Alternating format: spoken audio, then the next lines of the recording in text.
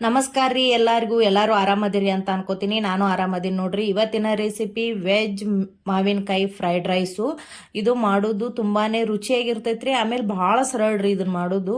ನೀವು ಸ್ವಲ್ಪ ಸಮಯದೊಳಗೆ ಇದನ್ನ ಮಾಡಿಬಿಡ್ಬೋದು. ಮಕ್ಕಳಿಗೆ ಟಿಫಿನ್ ಬಾಕ್ಸಿಗೂ ಮಾಡ್ಬೋದು ನೀವು. ಭಾರಿ ರುಚಿಯಾಗಿರ್ತೈತಿ.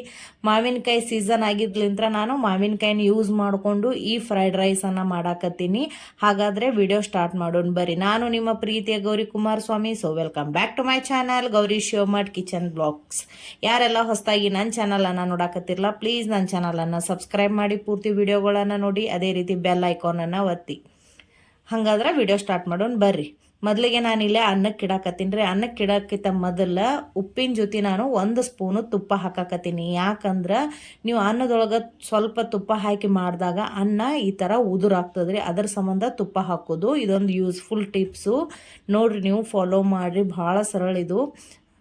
ಯಾಕಂದ್ರೆ ನಾವಿಲ್ಲಿ ಅನ್ನ ಮಾಡಾಕತ್ತಿದ್ದು ಸಣ್ಣ ಕಿಲಿತ್ರ ರೀ. ಸೊ ಅದು ಒಮ್ಮೊಮ್ಮೆ ಮಿಜ್ಜ್ ಆಗ್ತದೆ, ಅಂದ್ರೆ ಉದುರು ಆಗಂಗಿಲ್ಲ, ಮೆತ್ತಗಾಗ್ಬಿಡ್ತೈತಲ್ರಿ. ಅವಾಗ ಫ್ರೈಡ್ ರೈಸ್ ಅಷ್ಟು ರುಚಿ ಆಗಂಗಿಲ್ಲ. ಅದ್ರ ಸಂಬಂಧ ನಾನಿಲ್ಲೇ 1 ಸ್ಪೂನು ತುಪ್ಪನ ಹಾಕೊಂಡು ಅನ್ನ ಮಾಡ್ಕೊಂಡಿನ್ರಿ. ನೋಡ್ರಿ, ಅವಾಗ ಮಾತ್ರ ಈ ಥರ ಸ್ವಲ್ಪ ಉದುರಾಗಿ ಬರ್ತೈತಿ. ನಂತರ ಗ್ಯಾಸ್ ಮೇಲೆ ಒಂದು ಕಡಾಂಗಿಯನ್ನು ಇಟ್ಕೊಂಡ್ಬಿಟ್ಟಿನ್ರಿ. ಎಲ್ಲ ವೆಜಿಟೇಬಲ್ಸನ್ನು ನಾ ಮೊದಲೇ ಕಟ್ ಮಾಡಿ ಇಟ್ಕೊಂಡ್ಬಿಟ್ಟಿದ್ದೀನಿ. 2 ಸ್ಪೂನು ಎಣ್ಣೆ ಹಾಕೊಳಕತ್ತೀನಿ ರೀ. ಎಣ್ಣೆ ಚಲೋತ್ನಾಗ ಕಾದ ನಂತರ 1 ಸ್ಪೂನು ಸಾಸಿವೆ ಚಲೋ ಹೊತ್ನಾಗಿ ಕಾದ್ಮೇಲೆ 1 ಸ್ಪೂನು ಜೀರಿಗೆನ ಹಾಕೊಳ್ಳೋನು. ಆಮೇಲೆ ಸಣ್ಣ ಹೆಚ್ಚಿಟ್ಟಂತಹ ಈರುಳ್ಳಿಯನ್ನು ಹಾಕ್ಕೊಂಡು ಅದನ್ನು ಗೋಲ್ಡನ್ ಫ್ರೈವರೆಗೂ ಚಲೋತ್ನಾಗಿ ಹುರ್ಕೋಬೇಕು. ನಾವು ಉತ್ತರ ಕರ್ನಾಟಕದವ್ರು ನೋಡ್ರಿ, ನಮ್ಮ ಭಾಷೆ ಹಿಂಗೆ. ನಿಮ್ಗೆ ನಮ್ಮ ಭಾಷೆ ಇಷ್ಟ ಆದ್ರೆ ಲೈಕ್ ಮಾಡಿರಿ, ಆಮೇಲೆ ಕಮೆಂಟ್ ಮೂಲಕ ತಿಳಿಸ್ರಿ. ಆಮೇಲೆ ಉದ್ದುದ್ದಕ್ಕೆ ಹೆಚ್ಚಂತಹ ಹಸಿಮೆಣ್ಸಿನ್ಕಾಯಿನ ಹಾಕೊಂಡಿನ್ರಿ. ಶುಂಠಿ ಬೆಳ್ಳುಳ್ಳಿ ಪೇಸ್ಟನ್ನು ಹಾಕ್ಕೊಂಡು ಅದನ್ನು ಸಹ ಎಣ್ಣೆಯೊಳಗೆ ಚಲೋತ್ನಾಗ ಈ ಥರ ಮಿಕ್ಸ್ ಮಾಡಿ ಅದನ್ನು ಹುರ್ಕೋಬೇಕು. ನಂತರ ನಾವೇನು ವೆಜಿಟೇಬಲ್ಸ್ ಅಂದ್ರೆ ತರಕಾರಿಗಳನ್ನು ಕಟ್ ಮಾಡಿ ಇಟ್ಕೊಂಡು ಇವೆಲ್ರಿ ಒಂದೊಂದಾಗಿ ಹಾಕೋತೀನಿ. ನಾನಿಲ್ಲಿ ಕ್ಯಾರೆಟನ್ನು ಜಾಸ್ತಿ ಯೂಸ್ ಮಾಡಾಕತ್ತೀನಿ ರೀ. ಸೊ ಅದನ್ನು ಮೊದಲು ಹಾಕ್ಕೊಂಡು ಎಣ್ಣೆ ಒಳಗೆ ಚಲೋತ್ನಾಗ ಹುರ್ಕೋಬೇಕು. ಸಣ್ಣ ಉರಿ ಒಳಗನ ಹುರ್ಕೋರಿ, ಅಂದಾಗ ಚಲೋತ್ನಾಗಿ ಕುದೀತಾವವು. ಎಣ್ಣೆ ಒಳಗೆ ಫ್ರೈ ಆದಾಗ ಸ್ವಲ್ಪ ಟೇಸ್ಟ್ ಬರ್ತಾವ್ರಿ ಅವು.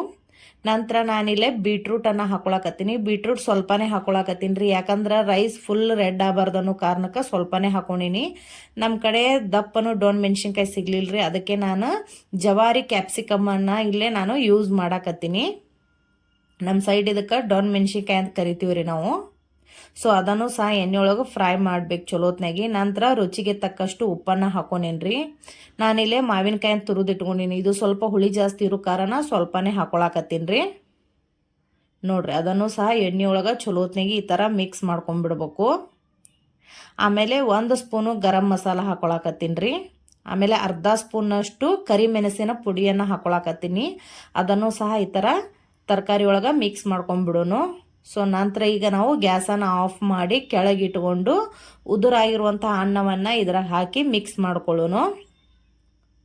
ಯಾರಿಗೆಲ್ಲ ನನ್ನ ರೆಸಿಪಿಗಳು ಇಷ್ಟ ಆಗಕತ್ತವಲ್ರಿ ಕಮೆಂಟ್ ಮೂಲಕ ತಿಳಿಸ್ರಿ ಯಾವ ರೀತಿ ಬರಾಕತ್ತವಂತ. ಅದೇ ರೀತಿ ನನ್ನ ಇನ್ಸ್ಟಾಗ್ರಾಮ್ ಪೇಜು, ಫೇಸ್ಬುಕ್ ಪೇಜನ್ನು ಸಹ ಫಾಲೋ ಮಾಡಿರಿ. ನನ್ನ ಯೂಟ್ಯೂಬ್ ಚಾನಲನ್ನು ಸಬ್ಸ್ಕ್ರೈಬ್ ಮಾಡೋದನ್ನು ಮರಿಬೇಡ್ರಿ.